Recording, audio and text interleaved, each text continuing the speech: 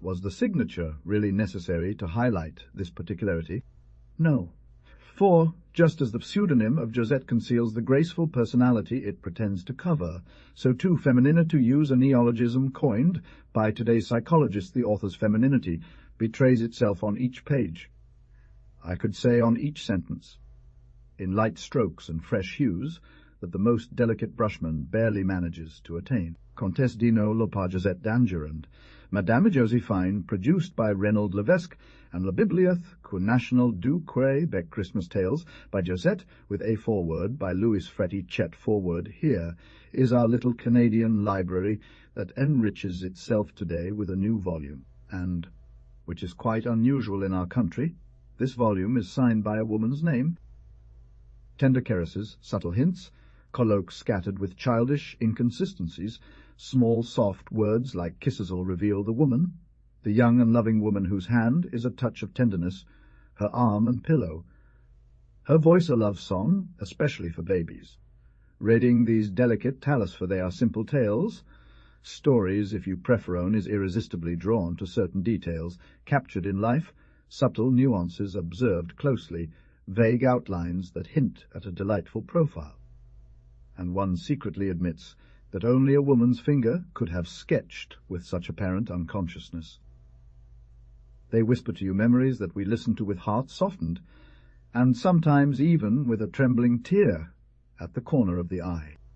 For my part, I spent a very sweet hour browsing these pages, all vibrant with intimate emotions, and I am happy that the author allows me to offer him here my sincere thanks along with my fraternal congratulations. Indeed, what perhaps more than anything else characterizes the interesting little volume that I am tasked with presenting to the reader is a lack of any effort, a natural ease, an independent and leap-like manner, which give the impression of someone letting their pen run across the paper without any effort, not worrying at all about saying things well, and not even realizing they are telling marvelous, charming stories. For these little Christmas tales are full of charming things, breathing such innocent sweetness, and evoking around you a whole swarm of winged memories fluttering to your ear with the echoes of old church songs and the joyful carillons of yesteryear. They lull you to sleep. They make you feel young again. They bring back to life under your eyes 1,000 distant figures, 1,000 forgotten horizons. Still young, only 3 or 4 years old, the charming storyteller had already made herself noticed in the press, and more than once her pretty stories, all imbued with a rare mark of distinction, had caught the attention of those among us who cultivate letters or deal with intellectual matters. Only a few months ago, in Quebec, she revealed her talent for the stage in a small play whose success was dazzling. With these promising beginnings, she confirms them today with a first volume, which is undoubtedly the first gem of an entire setting. You have written the Christmas tales. Too bad for you, nobility obliges. Louis Fretty, Table of Contents, Christmas in the Country. Yesterday and tomorrow, Antoinette's Dream, New Year's Day, Christmas, New Year's Eve, in Heaven, the Tale of Two Canaries. The Last Bottle, Christmas in the Country, it is Christmas time. Across the countryside, on the vast expanse, long white roads are adorned with saplings, green borders these, flowery buoys that guide travellers through the immense and levelled plain by winter. They can be seen running and crossing through the fields filled with snow. The writing qualities she demonstrates therein entitle her to a prominent place in our small literary world, and if it allows me to serve as their interpreter here, I believe I can offer her, on behalf of my pen fellowship, the most sympathetic and cordial welcome. Everyone will even be eager, I am sure, to yield her an honour seat, provided, however, in this condition, patriotism's voice imposes that this first work be quickly followed by several others. For my part, I shall say to her as I extend my hand, Madame, you are now indebted to a creditor who has the right to be ruthless, because he speaks on behalf of all, the public. And it's like a procession, this lengthy parade of sleds coming from all directions, making their way to the village church. The roan horse pulling them indifferent to both the cold and the gravity of the hour, trots along without haste, at an equal and rhythmic pace. With equal contentment it carries full pockets to market, or, like now, a family to midnight mass. The poor horse was not born in spring. From his nostrils a bright, smoky breath escapes, but this distant resemblance to the Olympic runners, whose blazing nostrils shoot lightning, is none the less quite misleading. For look at that poor creature, for example. The last one over there with that heavy load the warrior's fervour has long since died in its old frame. The story of these old beasts is that of their master. Young and spry, the good animal once burned the cobblestones to conduct his blonder, his mistress, to her home today. That half-dozen marmots he hauls around here, and others left at home, if he did not see them born, he has at least led each one, in turn, to church as little infidels to bring them back as little Christians. And since then they walk together in life, supporting each other reciprocally, working side by side, indispensable to one another, always meeting at solemn times, at moments of urgency, when the humblest of them occasionally becomes the main actor. For example, during long, hurried races in the winter, through snow-covered paths, amidst the powdery snow raised by the north wind, in the autumn, when the foot sinks and struggles to free itself from muddy trails, and in summer on sun-baked roads. The two youngest of these 6 happy ones, buried, moved, and collected at the bottom of the sleigh, are there for the first time, while the father, as soon as we arrive, goes down first, and takes it upon himself to untangle the children from the clutter of robes.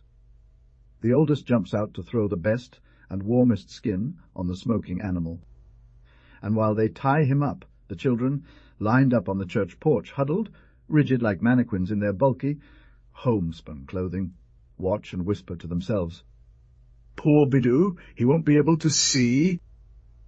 An obligatory element of family joys leads the children to midnight mass today. This unique celebration for little ones and the simple, a mysterious feast where they find, in the touching and poetic allegory of the manger, the tangible reproduction, as an embodiment of vague and endowed things, of the marvellous they sometimes see floating in the dreams of their peaceful sleep, or in the fancies of their naive imagination. Then they push them into the vestibule, where a paternal hand removes from their heads their deep, set woolen toques. The hair follows the movement, standing on end. "It doesn't matter!" Through the heavy door they catch a glimpse of something soft and disturbing, something exquisite like a lullaby to sleep the angels. The little men, hearts clenched, do not take their eyes off the head of the family, ready to obey at the first sign. They barely dare to quickly pass their thick mitten over their noses, and eyes where the cold has brought tears. Sudden, the door swings open wide, and the marmots, ecstatic, their gaze fixed on the altar's blazing fire, move forward unconsciously, walking as in a dream, until they are held back by their clothes. As the crowd kneels and bows around them, they stand still, motionless, entranced by the sight of the crystal, salted for grove, representing the snow beneath which lies almost nude the little Jesus, all white and adorable, stretching his arms in a smile to the worshippers. Certainly, it is not warm in the church. Breath rises like incense, in white spirals towards the black vault. So, despite the presence of the ox and donkey around the manger, the little boys think to themselves that they find this quite insufficient. There's St. Joseph, in a greatcoat thrown back, of no use to him. If he put it on him, it wouldn't be too much, surely. But no, that's not the case. It must be. The adorable Jesus has to suffer for humanity, to atone for their sins. They are very afraid that good Jesus might shiver, so lightly dressed. But there she stands, the Holy Virgin, serene and almost smiling. She would surely notice if he were too cold, wouldn't she, since she is his mother? "It doesn't matter!" They've often been told this. But why do wicked men commit sins? Their hearts swell, suddenly filled with great indignation. A violent desire to avenge the little Jesus seizes them. They will cover him with everything hot and comforting in the house. We'll see then if the bad guys dare to come take it from him. Gross words, the most energetic of their childish vocabulary, eloquent insults to their lips, to curse the ungrateful ones who cause him so much harm. They will take him and carry him off. They will put him in their bed. They would rather sleep on the ground.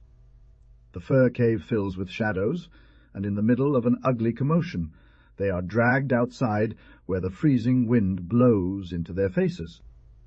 And the poor innocent ones, sorrowful, trembling from the storm that has just passed through them, sniff quietly, overcome by a strong urge to cry. Suddenly the music stops. It's as if a sudden hand chases their dream away, waking them up roughly. Without a word they allow themselves to be pushed, hooded, wrapped in furs, feeling a kind of bad temper rumble within them that soon turns into an immense need to sleep. At home they are taken out of their nest, like sacks of flour from both ends.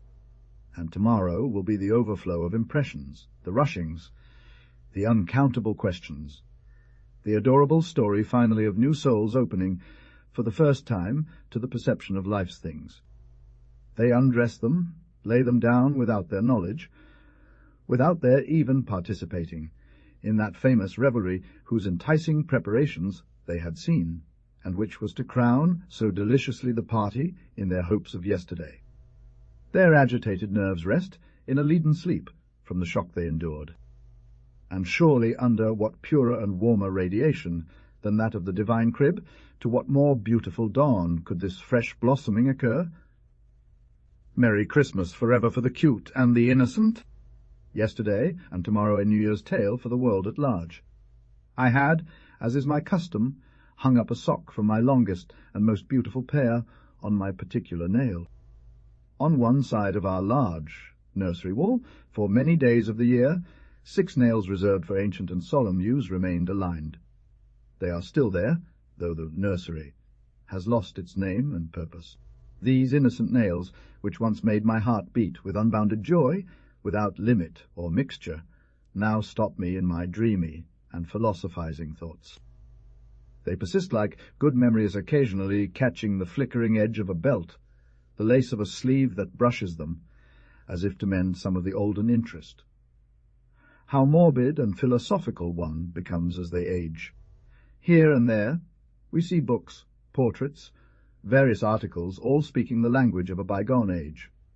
And before the contrast of these two epochs, one wonders which is better. I count them on the wall, thinking that's it all over, also thinking that one of their owners is no longer there, will never return, etc. Many other thoughts pass through my mind, and I stand still, there in the middle of the room, gazing fixedly. Nowhere. In the days when I used to suspend my stockings, I would not have wanted to lose my dear superstitions for anything in the world. I believed in Santa Claus one with fanaticism. It is that these 6 nails contain things, they sing poetry, the innocence of childhood, amidst an environment that accuses experience, the maturity of feelings, which betrays even the gradual transformation of aspirations in grown-up babies. I resisted for some time to disillusionment. I held on to, against my will, the beloved ghosts who wanted to escape. Useless struggle! Note 1, a way to refer to St. Nicholas, whom English contact has integrated into our habits. So his impenetrable designs, his mysterious gifts, inspired me with fantastic dreams, delicious conjectures, and my ingenious ignorance led me to suppose hidden treasures in fairy spheres, which more positive notions have since made me forget. So one cannot imagine the melancholy, the void that was produced in my soul, when these adorable chimeras began to seem less credible. It would have taken me to keep my naive faith, my cherished dreams, to close my ears and eyes, to stop the inquiries of my curious reason, to forget the daily lessons of experience, all things that yearned to see, here deduce with a desperate ardour. I lived, I heard, I reasoned, until one good day I felt with pain that I had to bid farewell to my poor Santa Claus. It was ingratitude and ridicule, the debt of gratitude I had accumulated, all the outpourings, the joys of the past, all of it was therefore absurd and false. I blamed others for deceiving me. In summary, I felt extremely unhappy. The the world seemed so dreary and insignificant. The decisive blow came when that night, despite my doubts, I did as others did, for there was a whole little people behind me who were still credulous, that I watched with a mix of irony and envy. After all, who knows? I argued to myself, maybe it's always true. The good Lord is indeed kind and powerful. What stops him from sending his own, directly, his expert and faithful Santa Claus, to distribute rewards to his little children? Besides, I will surely see. My eyes will keep watch all night. It will finally have to become clear. If anyone comes other than the messenger from heaven, I won't let that one escape. Moreover, my surveillance was not just beginning to be exercised. All day long, I myself had wanted to be a doorkeeper. The comings and goings, the small and large packages, the suspicious gatherings, all were noted carefully, yet no revealing clues escaped notice. My skepticism faded, my illusions regained strength. I'll see for myself. I repeated as the light was taken away, that the innocent around me began to purr and mumble incomprehensible things in their golden dreams. I'll see for myself. I'll see, I said with a redoubled feeling of anxious expectation. Nothing out of the ordinary is happening. Someone entering their room, a deep, prolonged silence. Everything points to Santa Claus. I still listen. Nothing. Oh God, how hard it is to remember an unwavering determination not to yield to the persuasive and convenient logic of comforting Morpheus. I put all my energy into it, yet my vigilance had not slackened for the effort of speaking, when, about midnight, they came and placed in the corridor the light whose beam just then fell upon our row of empty stockings. I reassure myself, my worried head relaxes and falls back on the pillow smiling. All the dear ghosts are crowding joyfully into my tranquil mind. Santa Claus triumphs. He is already advancing in my dream, radiant, bent under a monstrous burden, laughing maliciously in his long, white beard of frost and antiquity. Oh, what a beautiful moment! I knew those people were lying when they said, with bad smiles, "There is no Santa Claus." Is it the good Lord who meddles in this? One may say, no one can guess our wishes and intimate desires so well as to cunningly hide within our very clothing the things we want. Dear old friend. I would have embraced him tightly for being back. How good it is! Oh! He must surely have had in that big bag some beautiful skates for me. I had asked him for them with such persistence.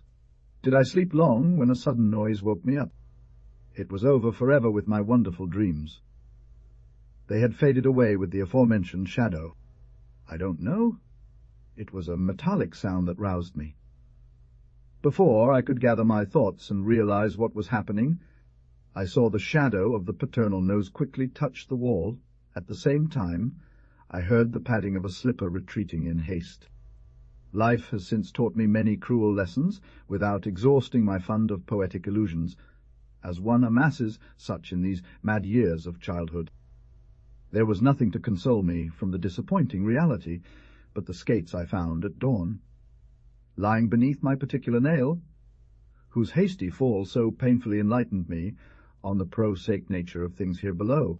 In honor of this New Year's Day, to those who have read me, I wish, as a reward, not to have too many ears for the dire warnings of this old jaded one called experience.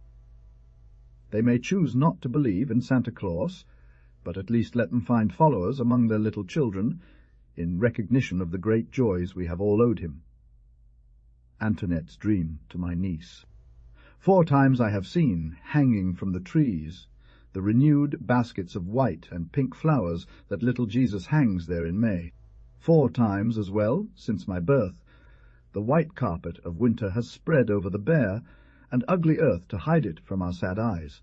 4 times I have seen, when spring arrived, the large black branches adorn themselves with leaves, and, proud of their new attire, shake them with a joyful rustle as they sway above my head, and the birds, all joyful, return to tuck their little ones into the new cradles of moss in the midst of fresh leaves.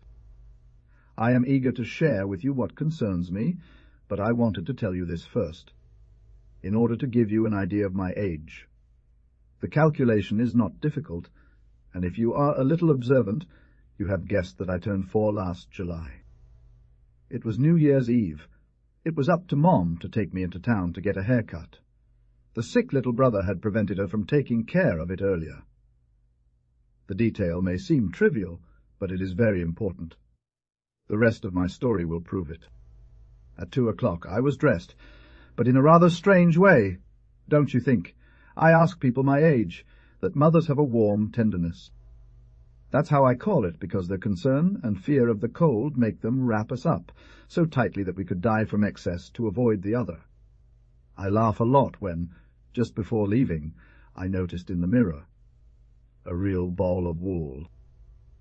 Of my blonde curls, not one had dared escape under the triple turn of the blue cloud that wrapped my head. My nose, buried in all that fleece, was so little visible that it seemed to be believed that I didn't have one. They left me only my eyes free, as they knew it would hurt me so much not to be able to see anything. It was already sad enough not being able to speak. My mouth, no. It had enough to do just breathing through all that covered it. Finally we got in the car, then ding, ding the bells rang, and we slid swiftly over the uniform snow. Oh, how many pretty things everywhere! Hundreds of carriages, beautiful ladies, little children, drilly hooded like me. And in the shop windows, what wonders! Lovely horses that seemed to be waiting for their master next to them, families of dolls with their arms outstretched and wide, open eyes, as if calling and searching for the little mothers among all the children passing in front of them. Eventually the car stopped, and Jax, taking me in his arms, set me down at the threshold of a large store. A young lady, dressed in black, adorned with numerous necklaces, and having curly hair that fell over her eyes, approached us. At the request of my mother, she brought us several hats for me to try on. I needn't tell you that I took advantage of this moment of freedom to share everything I had seen. After trying on, taking off, and remaking various headwear arrangements, it was found that a certain hairstyle, which the black-clad lady referred as very fashionable, seemed to be the most popular. "How much?" "Just 5 piastres," replied the curly-haired lady with a very pleasant and persuasive air, similar to Margaret when she wants me to go to bed and I'm not tired. Little Mother opened her eyes wider than usual. "That's too expensive," remarked the merchant dignantly, while smoothing the silk hat on my head as one would pet a small cat. "This one is of superior quality." "Then it goes so well with your pretty baby." She continued, leaning over to see me. "It's warm.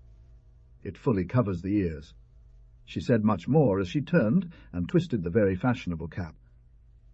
Meanwhile, Mom poured a large number of white coins onto the table that the curly-haired maiden gave to a gentleman, saying, "Cash!" No two, cash, a common term in Canadian commerce for calling cashiers who make change. She was afraid we might take them back, probably. I can't tell you everything I witnessed this afternoon. I was tired of looking so much, and felt almost happy when Mom got into the car one last time, telling Jax to drive us home. A multitude of lights shone everywhere. The streets were filled with people, cars, and noise. Suddenly, at the corner of a street, amid a crowd of people passing by in laughter and talking loudly, what do you think I saw? An extremely old mother, with her little girl, leaning against the wall of a large house. The mother had her eyes closed and was placing her hand on her child's shoulder. She, the poor dear, wore an ugly, torn dress, a nasty scarf on her head. Her hands were bare. She had large blue tears, filled eyes, which she sometimes, as she extended her little reddened hand towards passers-by who did not look at her. Oh, how cruel they were! When I saw her shivering, and so sad, I myself trembled under my flannel. I made a great effort to indicate the poor girl, but how could I move under the heavy skirts that twisted and completely imprisoned me?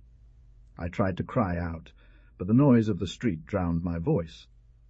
Moreover, we were walking swiftly, and the little beggar girl disappeared. I displayed exemplary wisdom that day. It was charming to see how I didn't speak, though I'm usually scolded for talking too much. I wasn't eating much either, which seemed quite strange, as usually I have the appetite of a big wolf. I cried quietly and thought about it for a long time. Finally, since I was quite tired, I leaned on the arm of the little mother, only half, seeing the lights dancing in flight. Jacques carried me into the house. Papa was waiting for us, and everyone sat down to dinner. To tell the truth, I felt quite heavy, and my head was weighed down with mad desires to fall on Mom's shoulder. How I would love to be in bed, I thought to myself quietly. Margaret came to get me before we had finished. I let myself be led without crying, which is very rare, and when she laid me down in my warm and soft bed, the selfish Antoinette fell asleep without thinking of the poor dear who was hungry out there on the cold street. Suddenly something passed before me, brushing past. Here I am once again in the bright and bustling streets. I don't know how it happened, but the cute fluffy hat is on my head. Mom, always worried about winter storms, must have put it on me without my knowing when we left, I suppose.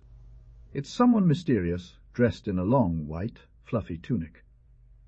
Margaret assures me that it's my guardian angel. His gentle face smiles at me and invites me. Fascinated by this irresistible call, I put my hand in his, and we fly gently together. We had only travelled through the dazzling city for a few moments when my companion stopped. Who was in front of me? The little beggar. Her frozen hand is stretched out, and her wet eyes implore me. The old woman weeps too, her eyes still closed. She is very tired and leans heavily on the weary shoulder of the child. Poor little one! I could finally contemplate that gentle yet so sad look that had moved me so much. I stroked her affectionately while wiping away her tears and calling her dear sister. I also saw up close the old tattered cloth tied under her chin, which concealed her ears imperfectly as the cold breeze blew. I had taken it off to put my very fashionable bonnet on her pretty head, but she immediately took it off and returned it to me with a sad smile. "I'm so cold," she said. "But Grandmammy and I are so hungry." And her gaze, her open hand still pleaded. "Just a coin, a poor coin, please," murmured her companion, wincing. What to do? I looked at the gentle face. She was still smiling, but remained silent. An idea suddenly struck me. It seemed absurd to me, and I resolved to go immediately and return the nasty bonnet to the young lady, in order to bring back the money to the poor. Why is so much money carelessly spent on the hairdos of some little girls, while there are those who don't even have enough for a piece of bread, when they feel themselves dying of hunger? After running a long time, in vain searching for the hat shop, I stopped, exhausted, breathless, at the end of my strength. Then, at the thought of those who were waiting for me there, with a heart palpitating with hope, I resumed my fruitless run. In the morning, upon waking up, little brother was chirping in his cradle not far from me, and I saw the windows, all red and golden, sparkling through the curtain of my bed. Opening my eyes wide, I discovered at my feet a charming doll. The prettiest baby, with a mass of brown curly hair like a mane. In joy, I ran around the house to show off the gift from little Jesus. I embraced everyone. I rocked my pretty baby while singing. I stroked her silky curls and told her all sorts of things. Ah! I was so happy! Looking into Mimi's blue eyes, my doll had been baptized immediately, of course. A certain memory came back that made me feel sad. "Papa," I said, wrapping my arms around his neck, "would you do me a great favor?" "Of course." "Nothing is refused to a little girl on New Year's Day," he replied. "This dear little father who, they say, spoils me a lot. What do you desire?" Then I told him everything that had happened, and joined my hands with fervor, as if praying to the good Lord, imploring him to bring the two beggars to warm them up, and let me share my candies with the sweet child. She took me in her arms and pressed me to her heart, promising to grant me whatever I asked. After the Mass, indeed, they came back for me. I settled into the car, adorned with my famous plush bonnet, armed with a cone of candies, and accompanied by Miss Mimi, who made wide-eyed, astonished expressions as she found herself outside. "But we don't know them, dear angel," my father objected, embracing me tenderly. "Yes, yes," Mom interjected. "I think I know them. That poor blind woman is the grandmother and sole support of 6 orphans, whose ma died from privations last fall. Shall I, little mother?" I whispered. Jack's dropped us off in a small street I had never seen before, in front of an old farm. Oh, how dark and sad it was inside. No fire, no white beds, nothing. All the little brothers, leaning on their grandmother's knees, wept bitterly, begging her for bread. Marie, that's the name of the beggar, had her arms around her grandmother's neck. James pulled out from under the car seat a large basket, which he carried into the house. Imagine that Mom had piled it high with dresses, stockings, cakes, wine, bread, chickens, candy. I gave all mine to my little brothers, who made me laugh until I cried. I also lent my doll to Marie. She dared barely touch it, and said in admiration to the old blind woman, "Oh, Grandmum, if you could see how kind she is." A real living baby? The poor old grandmother wept. It's funny how old people always cry, even when they're happy. She held Mom's hands and said, while shaking her white head, "May God bless you, dear little lady. May God bless you." She repeated these same words constantly, sobbing. But the orphans were quite happy. They devoured the toast that Mary distributed to them, and went to offer a piece to their dear old mother. "Don't be sad, grandmother. We're not hungry any more." They cried together, while still taking huge bites of their broken cakes. I would have liked to spend the day watching them. Mother interrupted my contemplation by taking me by the hand and leading me to the old woman sitting near the dark hearth. She brought me close to her and said, touching her shoulder, "Bless her. It's she who brought me here." The blind woman stood up unsteadily, and placing her trembling hands on my head, she slowly uttered these words, "Angel of God, be blessed." Little mother helped her sit back down and led me out of the house. The last words I heard before the door closed behind us were, "May God bless you, so be it. New Year's Day for the 7 little girls of Miss M.L.O. David, Member of Parliament. Surely all children know this feast. It is beautiful, radiant for the majority. It brings back the excellent old Santa Claus, with fabulous treasures piled in his vast and inexhaustible pockets. Unfortunately, some do not know of this day except through privation, more cruel by their contrast with everyone's joy. These poor unfortunate ones whom Santa Claus does not know, who never find anything in their shoes, it is the happy children who must console them, become their visible providence. The little Jesus, who forgets no one, sees their tears. He gathers them all, he transforms them to beautiful pearls, from which he forms crowns more lovely than those of the angels, for the angels who never weep have no pearls for their crowns. Then, when his friends sleep, he comes to seek them and brings them with him to heaven, to show them these precious jewels and the wings made of the gauze of the whitest clouds, which he keeps for them. Among the little girls who anxiously awaited the joyful feast of childhood, there were 7 who, very likely, would have been forced to renounce the sparkling crowns of little Jesus, which are absolutely only gained at the price of sighs and pains. Had it not been for the tears that compassion sometimes made them shed, and those tears almost, in God's eyes, equal the tears of misery. Fortunately, the noble emotions of their sensitive souls to misfortune bought these celestial rewards for them. For tears, honour, it was a rare commodity under their roof. Except in cases of pity, they used them only just enough to bathe the smile, with the aim of obtaining the objects of their wishes. It is known that this small nobility follows a principle of diplomacy, and an irresistible allure to add to their request is that of a pleading look through tears. And it is excellent policy. How can one resist so many beautiful, moved eyes praying with such gentle fervour? The good God has not yet found it, who is stronger than men. But on this great day of New Year's Day, no cunning or stratagems were needed to be happy. My God! What treasures lie buried in these small long stockings, nothing like them, but so precious with their rich and abundant cargo, What good genius could have guessed the secret desires of each to secretly place at her bedside during the night the object so ardently desired?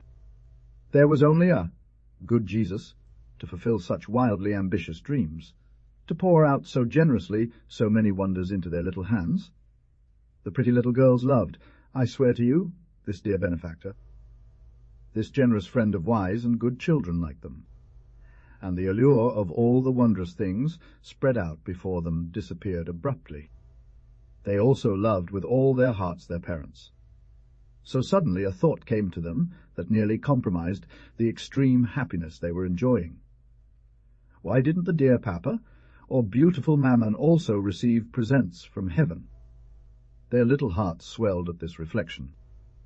By the most welcome of accidents, at that moment entered into the room which contained so many despairings the happy parents of this interesting family. Sadness melted away like enchantment under a shower of kisses. The youngest of the babies, whose happiness had taken the form of 1,000 adorable animals combined in a tiny Noah's Ark, left behind her vast flock lying on the ground, in an attitude of disorganization and distress, as if it had never been saved from the flood, and everything had to be started over again. Yet he rarely hesitates, for it is his profession to sow happiness liberally along his path, and the benevolent genius has granted him the graces of state for this delicate task. We've had plenty of heavenly gifts, their mother said, crying with happiness. Precious jewels, treasures that the good God has given us. My angels you are. Christmas, 2 shoes, little Christmas, at the end of his rounds, paused indecisively in front of 2 shoes he still had to fill. Never, since he had started his career, never since he had been commissioned to remind the world of the glorious anniversary by spreading the treasures of divine charity, had he found himself in such a dilemma. It is that for a single gift that remained to her, there were still 2 shoes to fill. One was a marvel. The mule of a sultaness is not more precious, and Cinderella would have gladly slipped this second shoe on her foot. It was made of plush embroidered with silver, and on the satin bow, nuanced like a flower that adorned it, a butterfly rested whose wings seemed to have retained reflections of dawn. Bent over on its proud heel, barely touching the ground at the tip of its pointed toe. This slipper seemed never to have imprisoned anything but the foot of a pretty fairy, who would have let it fall to the ground as she sprang toward her mystical kingdom. But what above all highlighted the exquisite grace of the adorable sandal, and at the same time completely confused the ideas of the excellent little Christ, was the contrast in surroundings. Next to this masterpiece of elegance and luxury lay, on the carpet, the most rustic of hobnails. Heavy used, filthy, it seemed hardened by the fire after having been soaked in the street puddles. Poor little ruin, perhaps, after all, she was more worthy of pity than scorn for her ugliness. How had he must valiantly wallow, limp and run to be thus filthy and torn, poor hoof. But what was it doing here, and for whom was it claiming the favours of little Noel? He saw clearly before him sleeping in their respective bedstew children, as dissimilar in attitude and nature as the marvelled shoe and the coarse hoof, but this did not ease his embarrassment. In a downy cradle, stretched with white silk and gauze, vaporous like visions of a dream, a child lay. Her wild hair half hid her face, and floated like golden dust on the pillow. She resembled the angels adorning the altars, so beautiful and pale was she. Not a sigh, not a movement betrayed life on her ideal face. Her rest was an ecstasy. Nearby, in her burly camisole, a pink-faced girl slept fortunately with her head resting on her plump arm. And yet, he would repeat with a pensive air, looking at the adorable baby, that he was very near finding him annoying. Sometimes a longer sigh accentuated her breathing, her bare arms stretched comfortably, her closed lips, red as a ripe fruit, opened into a blissful smile, her chubby feet pushed back the covers, then the laughing mouth reshaped into a crimson flower. The handcuffs disappeared into the blonde mist of her hair. The white little feet, now cold, were going to hide under the woolens, and the child curled up voluptuously in the warmth of her nest. As he looked at her, little Noel tried to explain this strange closeness. He well knew, for he intimately knew the good God, and he knew that his all-powerful providence did not indulge in futile pranks. He strongly suspected, I said, a design of divine mercy. A large deflated bag hung around the neck of the celestial emissary, and each time his eyes fell on those old hob-nailed boots, his hand instinctively touched the empty bag. It was, most likely, the one that had contained the gifts reserved for those shoes. He has never been surprised by the day. The torch that God lends him to guide his path through shadows is the star that once led the 3 kings of the East to the Crea-Chi of the Saviour. The friend from childhood was about to be caught in a flagrant act of visibility, and he wouldn't have wanted that for a crown of seraphim. Everyone has their pride. This excellent spirit's is to complete the task entrusted to him in an impeccable and above all prompt manner. Discreet dawn was already sliding through the darkness its milky glows. Soon sleep, troubled by fantastic dreams and dazzling visions, would flee from the child's eyelids, eager to open up to the beautiful things deposited at their feet by the generosity of little Christmas. There was a need to hurry, seeing that his mental deliberations were leading him to no satisfying conclusion. The heavenly messenger raised his pure spirit towards God and solicited inspiration. He then had the intuition of the divine decree. The bag he had thought empty was opened, and his arm dipped into it up to his shoulder to remove a mysterious little package. Then the countless trinkets that had been originally intended for the opulent slipper were divided into 2 lots, and the mute delegates, lying on the carpet, silently claiming their spoil, each received an equal share. Then, praising the Creator of his ingenious and tender generosity, good little Christmas broke the seal of the enigmatic envelope, whose precious content he had divined. Immediately, a golden powder escaping from his fingers fell into the plush slipper, then into the miserable clog. All that remained of shadows in the room vanished before the iridescent, powdery evaporation of this marvelous dust, spreading radiance everywhere. The pink girl, nestled deep in the cushions, became resplendent, and the pale angel sleeping beside her suddenly awakened, transforming under the magic of the reflections. A new blood seemed to infiltrate his veins and colour, with blush the lilies of his cheeks.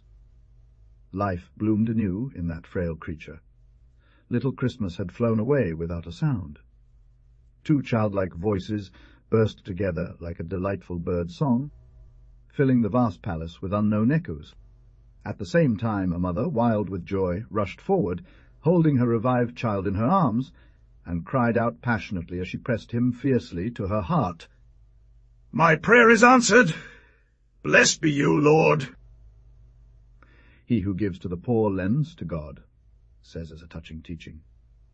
In this case, the almighty debtor had majestically settled his debt, returning a treasure for an oblation a precious life for shelter given to an orphan. The distribution had been judiciously made by the delegate of Providence. Suddenly she felt someone gently lower their hands. A tall lady, entirely wrapped in fur, bent towards her and tenderly asked, "Why are you crying, my child?"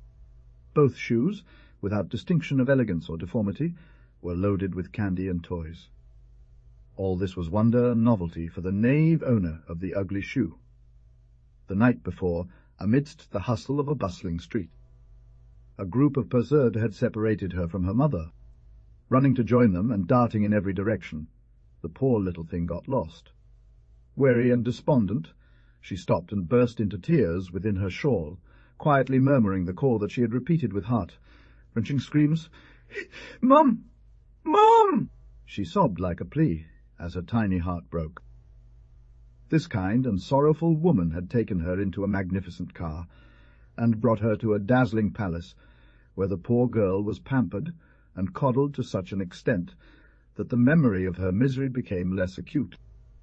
She also found, under the hospitable roof of her benefactor, a comforting angel. It was a delicate child, with large thoughtful eyes that held something profound and serene, which astonished subjugating the innocent girl. The beautiful lady, full of tenderness, gazed upon these two graceful creatures, observing each other with curiosity and conversing in their bird language. She knelt down beside the lovely group, and her tear-filled eyes, moving from one to another, seemed to compare them. "How happy I would be!" she repeated. "How happy I would be!"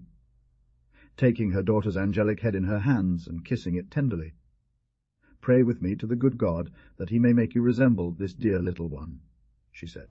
"Innocent souls understand each other." The two babies soon became the best friends in the world. One wiped away the tears of the other, who finally smiled at the caresses of her gentle protector. When her beautiful friend placed her precious slipper on the fire, the poor lost child naively imitated her, and the companions, kind as can be in their angelic pose, joined hands and prayed together for little Noel to remember. As we saw, their wishes were granted. "Where does your mother live?" asked the sarcastic butler without moving. "I'll find her. Just open this big door for me." The uniformed servant burst into laughter while analyzing the peculiar attire of his interlocutrix. She gazed at him with her large, knave eyes and waited. After curiously exploring, scrutinizing, and investigating the magnificent home she had occupied since the previous day, the plump girl adorned herself with all the gifts that had pleased her, without saying a word. Through the tattered remnant she called a shawl. Across her shoulders, placed a woolen cap on the tangled mass of her curls, and presented herself, thus equipped, before a tall butler standing in the antechamber. "I want to see Mom," she declared, raising her innocent face towards him. When he finally decided to open the massive door's heavy panels, she turned one last time towards her companion, smiled gently as a goodbye gesture, tightened her grip on her treasures to keep them from slipping, and dashed off running. It was then that the small hoof resumed its expert stomping, and the marbles and dolls, tightly cradled in her arms, had their hair adorably ruffled by the various collisions they endured with passers-by, street lamps, and so on. And, indeed, everything turned out for the best. Those elegant personalities, in their impeccable outfits, found themselves quite disoriented in the house where their little mistress led them. The entanglement of their hair and the minor damages their toiletries suffered during the journey made them welcomed like family by their new hosts. After a very long run, our friend stopped in front of a small hut and kicked the door while calling her mother. She fell into her mother's arms, all wrapped up in her gifts, trying to protect them within the warmth of the maternal embrace. To the hurried questions, "Where do you come from, dear child? What have you done? Where did you spend the night?" the little girl remained silent. She showed her young brothers her rich loot, her eyes sparkling with pleasure at finding herself in poverty and the intimacy of her shack. The return of the dear absent one with her enticing entourage chased away the ugly ghost of despair that had come to sit at home. The rejuvenated mother, cradling for a long time between her arms the found baby, forgot all the anxieties of the last hours. The happiness that was waiting for nothing but that signal burst into the barn at a darkened moment. For little Noel had also passed by there, throwing into the hooves the golden seed that brings peace of heart, happy carefree, and the vibrant freshness of a vigorous youth. To reward the charity of a mother, God had therefore placed in a palace the invaluable gift he reserves for his poor friends. He had deposited the rare good, the unique treasure in this valley of tears. New Year's Day in heaven to my three little friends, Eva, Constance, and Marie, Paul, in heaven it is neither day nor night. In that happy abode shines a splendid light, made up of all the dawns that God keeps in reserve to dispense one by one from all the rays that his generosity pours out every day without ever exhausting its treasure, and from all the dazzling stars that he still has to scatter over the azure spaces.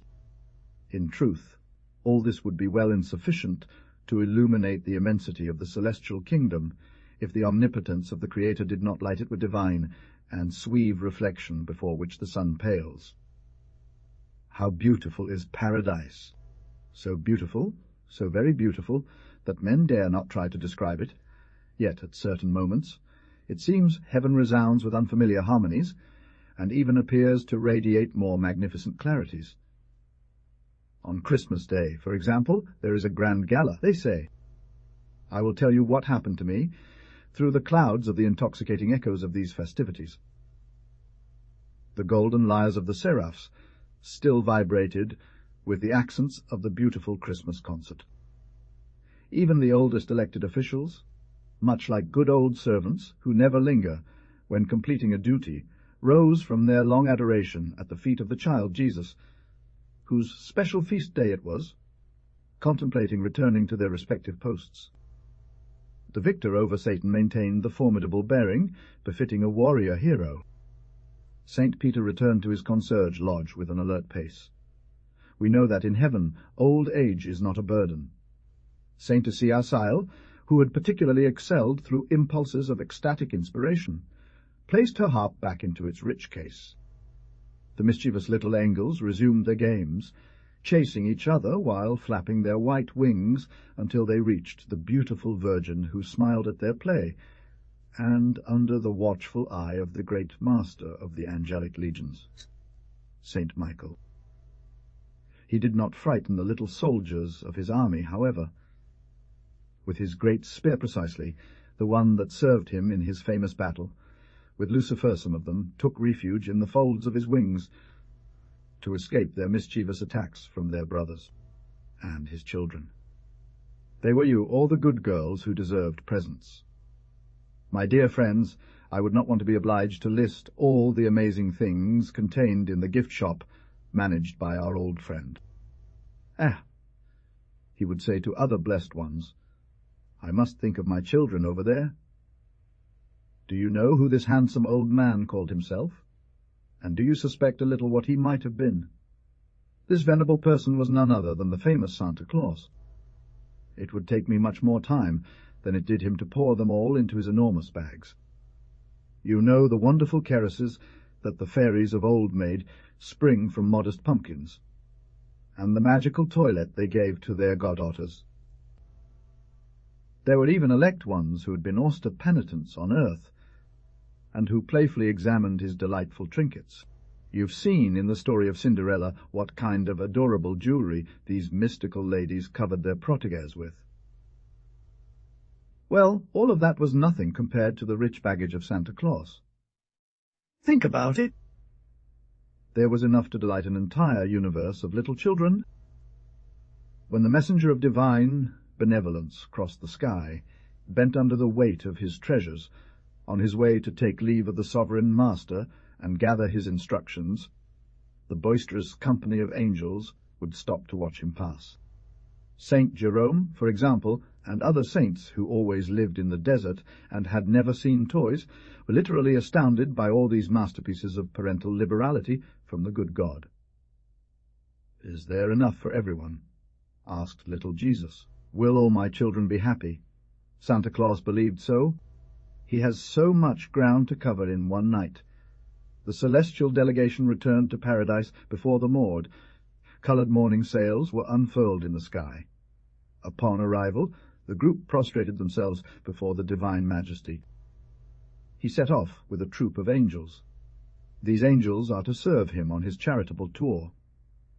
They gently slip inside homes and deposit, in the cute little shoes, the gift from the divine friend of childhood. This spares the old man any trouble and shortens the work. However, Santa Claus did not have, as usual, that smile of contentment that comes from a job well done, and the certainty of having brought joy to others. Little Jesus, whom the Virgin Mary was cradling in a bed adorned with diamonds, while she sang softly with a voice that delighted heaven, had noticed this right away. Had the presents failed? Who was not satisfied? Good Santa Claus then told this. My work was done on earth, he said. I was slowly ascending to this celestial abode, casting a retrospective glance at the universe to ensure no one had been forgotten. I exclaimed in joy to my companions. There, no one will cry tomorrow. The children's prayers that our good Father loves so much will rise towards him grateful, warm and full of love. But suddenly I noticed, in one of the dark and deserted corners of a great city, a child alone, frozen, lost in the dark night. She trembled with fear. She was dying of hunger, misery, and despair. The poor little one whispered softly, as her large, distressed eyes gazed at the sky and her small shivering limbs, "My God, who has pity for abandoned children. Mother above, see me. I'm cold. It's dark. I'm so afraid." She struggled to hold back her sobs from attracting the hideous night passers-by. What could I do to comfort her? I began to search through all my bags, hoping to find something forgotten. But alas, nothing. Everything was exhausted. And anyway, what would toys have meant in front of this distress that only you, powerful and generous Jesus, can heal with a miracle? I would have thought of it right away, were it not for the emotion disturbing my thoughts. After a moment of reflection, I sent one of my angels near her, commanding her to take good care of her while I would come to plead for her rescue.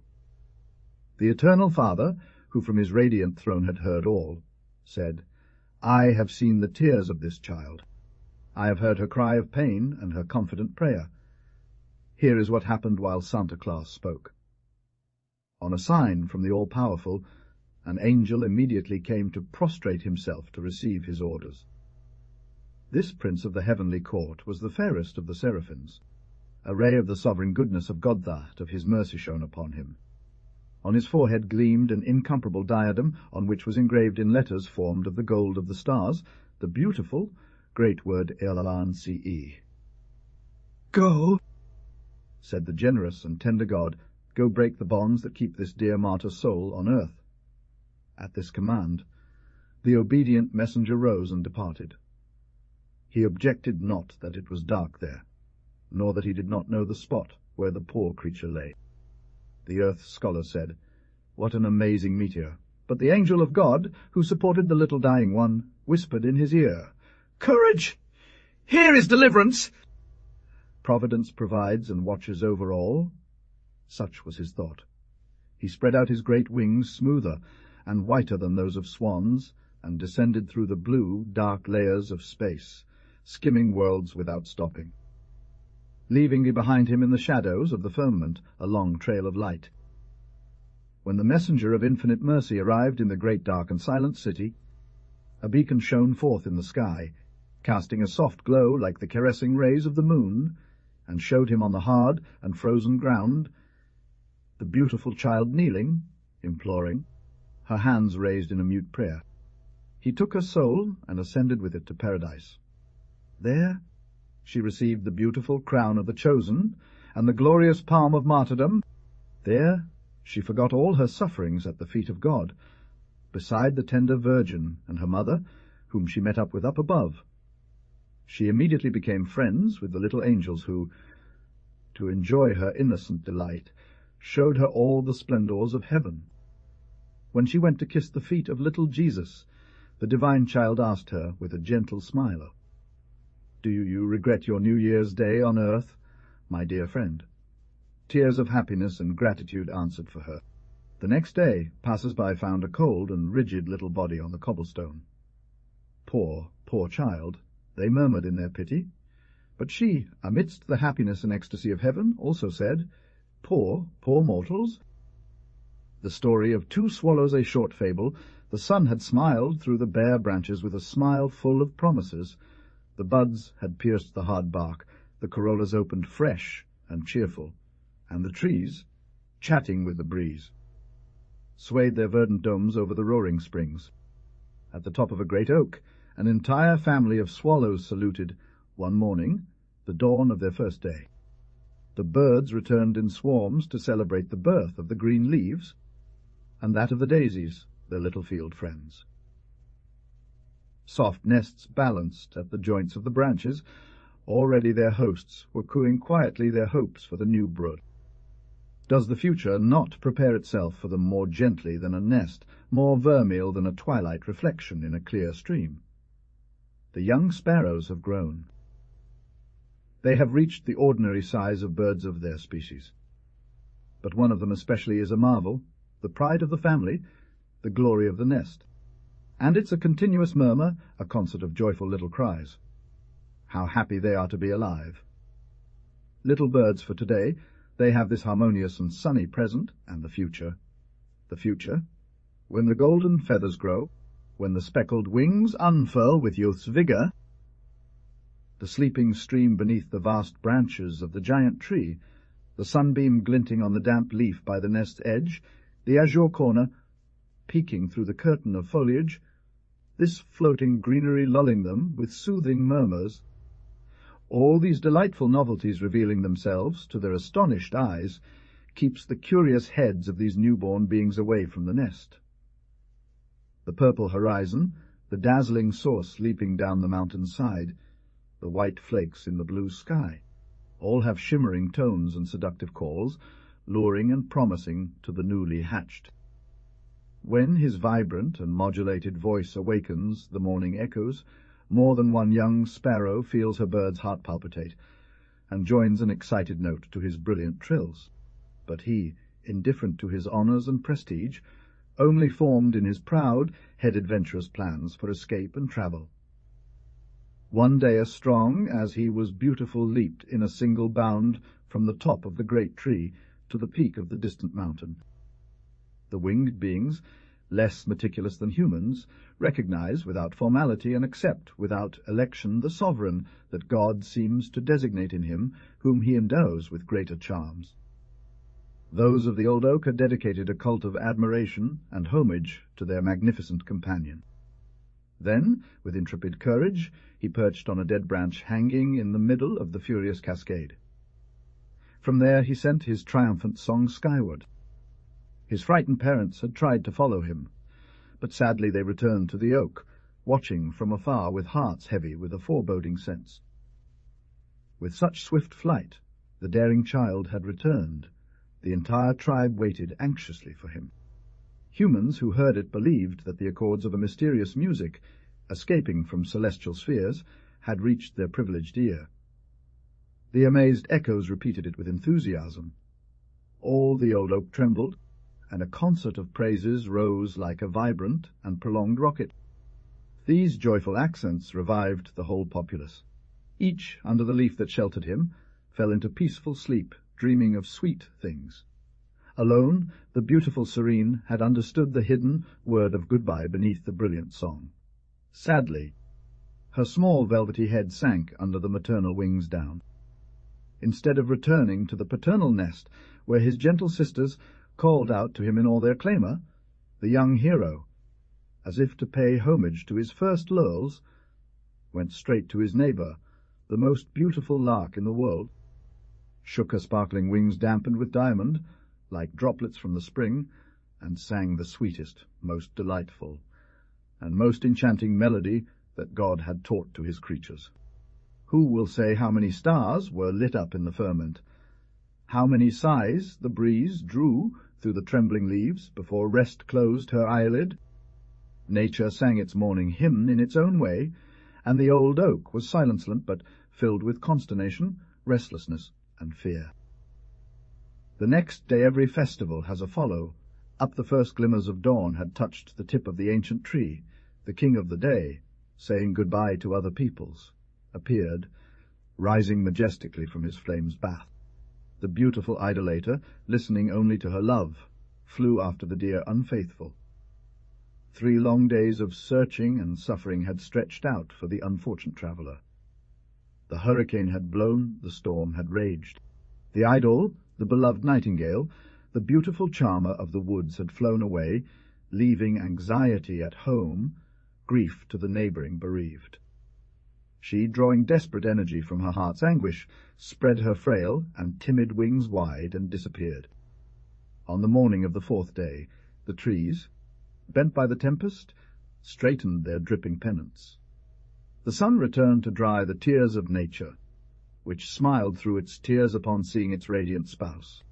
The poor Serene, exhausted and collapsed on a branch, licked hungrily at the drops of rain that trembled on a poplar leaf.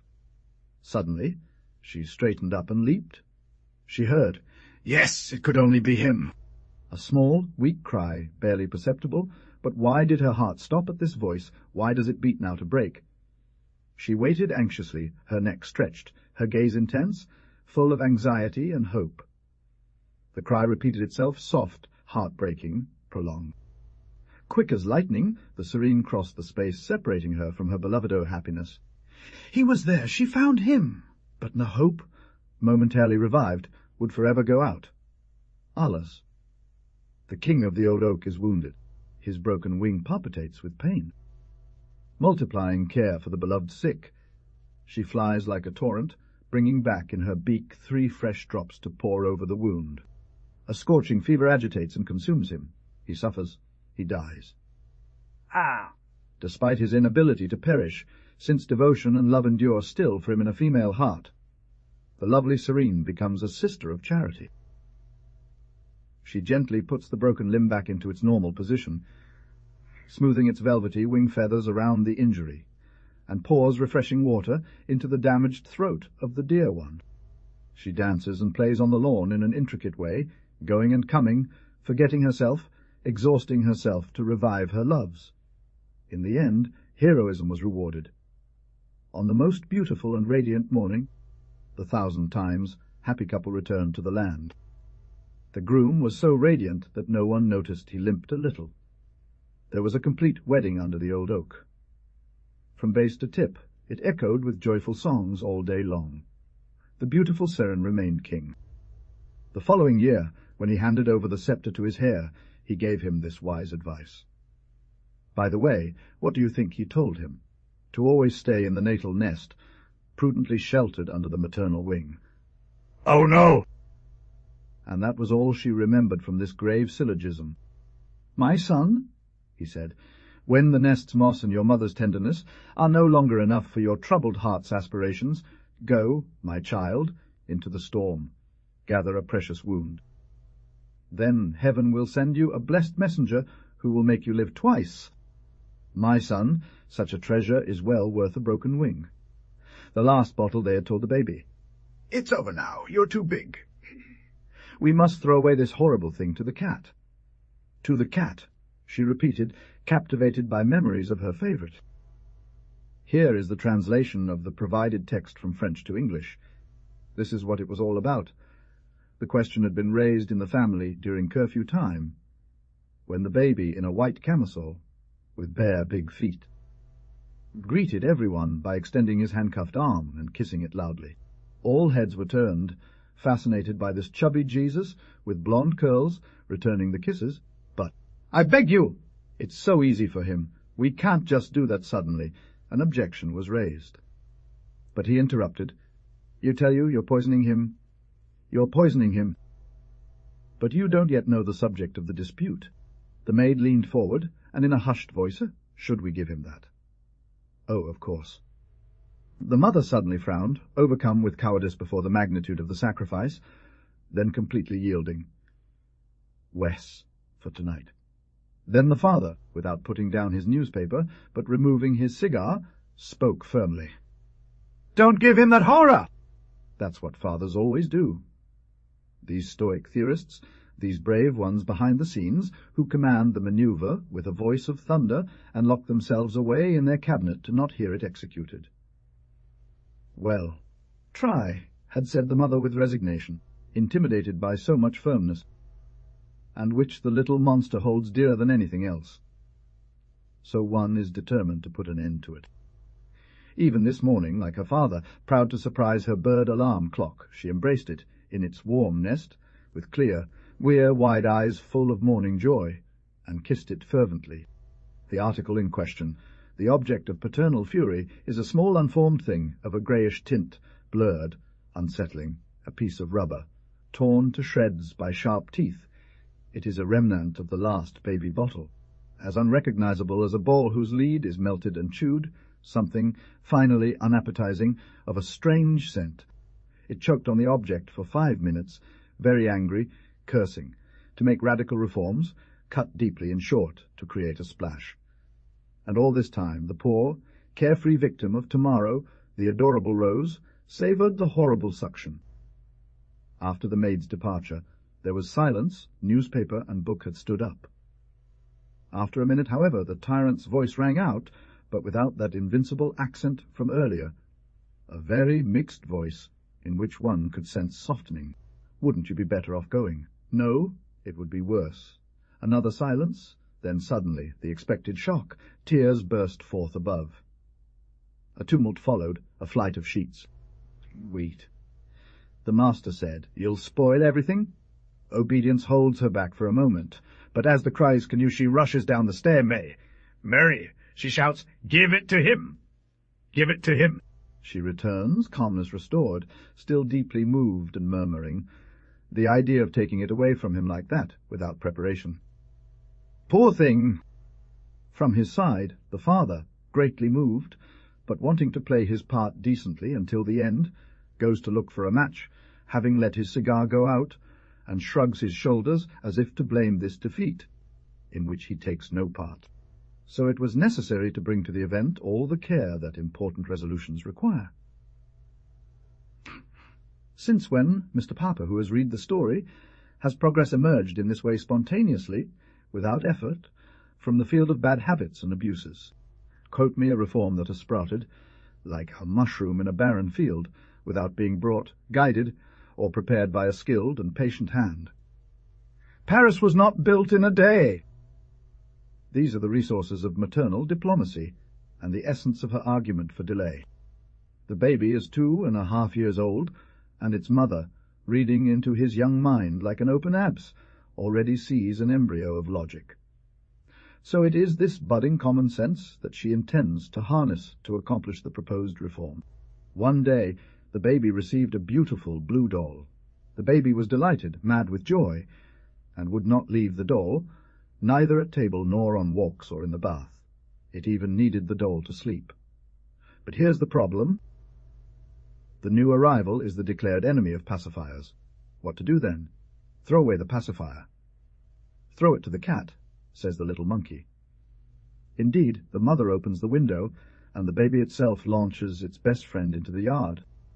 A single prayer pressed on her lips that she dared not utter, sensing it was unreasonable. Eventually finding an ingenious excuse to mask her profound regret. Never mind.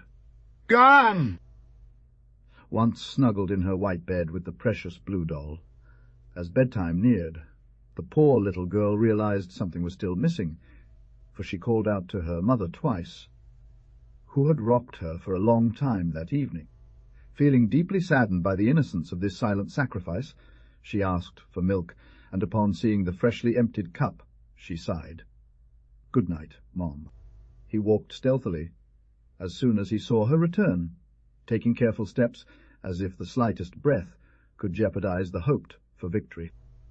Declared her gentle voice, using the same insidious and charming tone that had been repeated to her all day in anticipation of the final success. The tyrant in his lair, forgetting to read his newspaper, waited impatiently for the end of the adventure. Well then! Baby did not cry, but she slept very late, and at dawn she woke up in tears, demanding to be fed. Then, realizing the absurdity of her request, she started screaming louder. Something good. Her innocent cowardice still had her modesty. This was the reaction, and events soon justified the maternal clairvoyance's predictions. After a week, this deep sorrow was forgotten. And then what? The final stage of this exquisite age of early childhood, where our beloved is nothing but a fat, pink infant who holds everything, like a small ball, in the cradle that our arms make for him. Well, baby was not any worse off. On the contrary, since she was no longer poisoned, and this was the regret for the wise, this important reform, so skilfully achieved, this notable advancement of the child. This famous progress, what was it indeed? With the sombre teachings of reason and experiency, the stepmother, who only knows how to correct by punishing.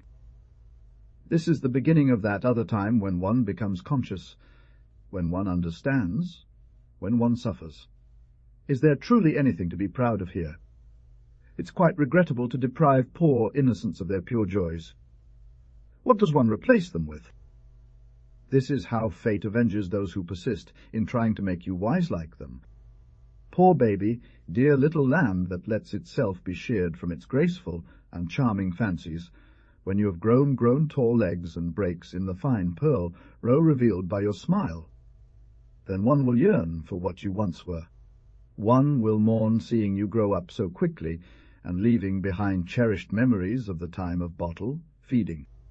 It was probably this anticipated regret that caused the mother, at the very moment, soon after her pride in her triumph, to be seen carefully searching, beneath her window, among the sweepings for a small lost object, almost crying like a baby, at the thought that the nasty cat might indeed have eaten it, and the old, disgraced baby bottle dug up with honour became a precious relic.